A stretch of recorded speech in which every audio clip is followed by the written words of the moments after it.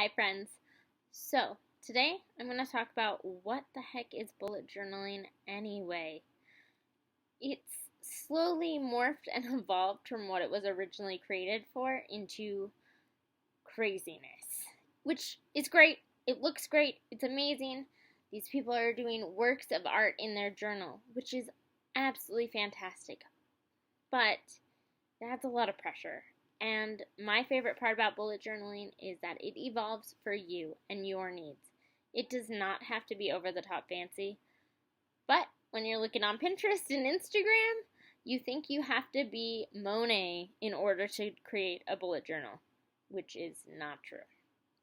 So, what I want to go over is what was the original bullet journal, what do you need to have in it, and how can you evolve that to work for your lifestyle.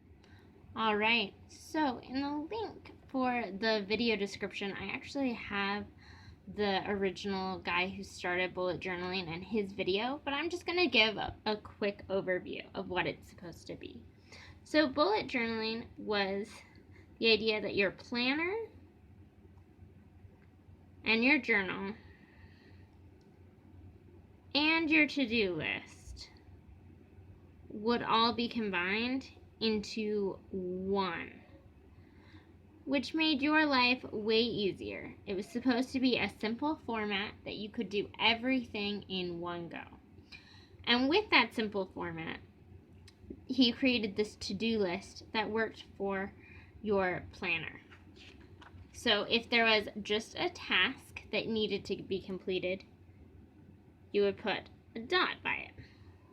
When you completed the task, you'd exit out. Simple enough.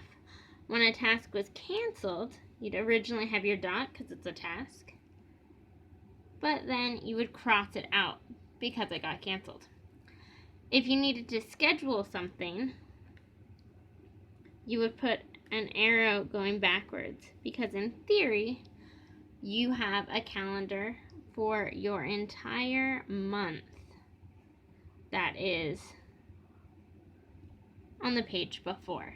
So, for something that was scheduled, you'd put an arrow back, meaning go back to the last page and schedule it. For something that was not complete, you would have your task, and then you would write an arrow going the other way towards the next day in your calendar, which would mean that you've moved it.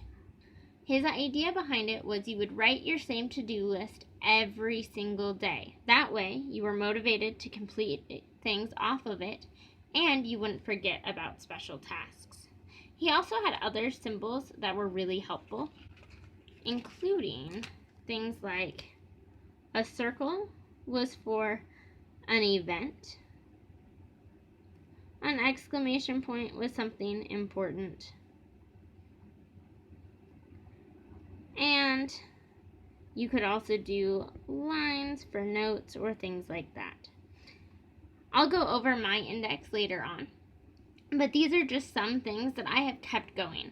I don't use important very often, but I definitely use the dash for my notes a lot, and the circle for events that I have. Events or birthdays, or just things that are happening every day, like work and things like that.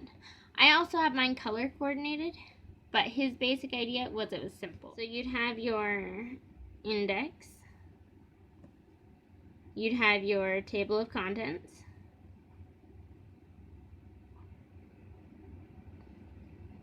you would also include your future log, which was your yearly. So it just kind of depends on what you want to call it. I go by future log just because I like my handwriting when I wrote it.